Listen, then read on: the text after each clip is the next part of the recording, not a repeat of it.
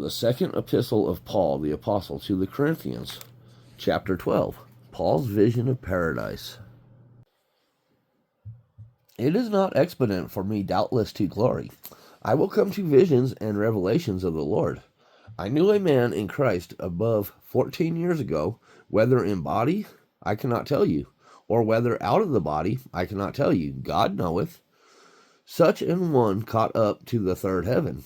And I knew such a man, whether in the body or out of the body, I cannot tell you. God knoweth. How that he was caught up into the paradise, and heard unspeakable words, which it is not lawful for a man to utter.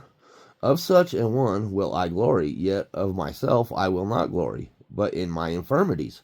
For though I would desire to glory, I shall not be a fool. For I will say the truth. But now I forbear, lest any man should think of me above that which he seeth me to be, or that he heareth of me. Paul's thorn in the flesh. And lest I should be exalted above measure through the same abundance of the revelations, there was given to me a thorn in the flesh, the messenger of Satan to buffet me, lest I should be exalted above measure.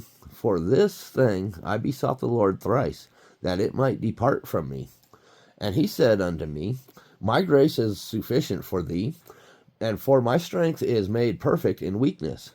Most gladly therefore I rather glory in my infirmities, that the power of Christ may rest upon me.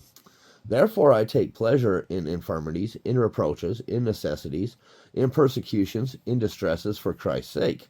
For when I am weak, then I am strong. The signs of an apostle. I am become a fool in glorying. Ye have compelled me.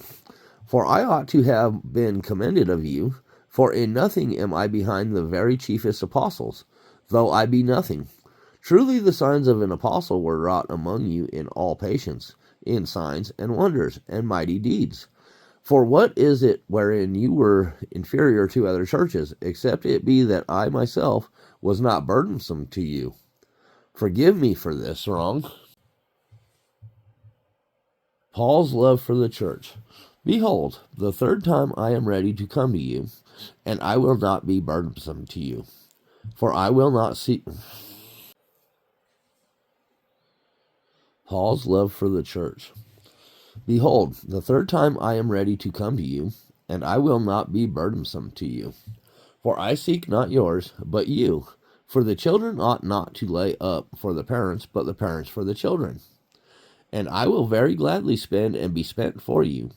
Though the more abundantly I love you, the less I be loved. But be it so, I did not burden you. Nevertheless, be crafty. I caught you with guile.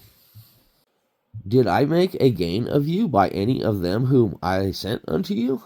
I desired Titus, and with him I sent a brother. Did Titus make a gain of you?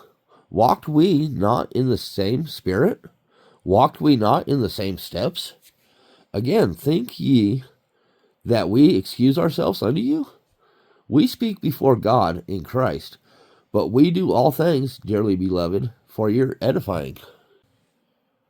For I fear lest, when I come, I shall not find you such as I would, and that I should be found unto you such as ye would not. Lest there be debates, envyings, wraths, strifes, backbitings, whisperings, swellings, and tumults, and lest, when I come again, my God will humble me among you, and that I shall bewail many which have sinned already, and have not repented of the uncleanness and fornication and lavishness which they have committed.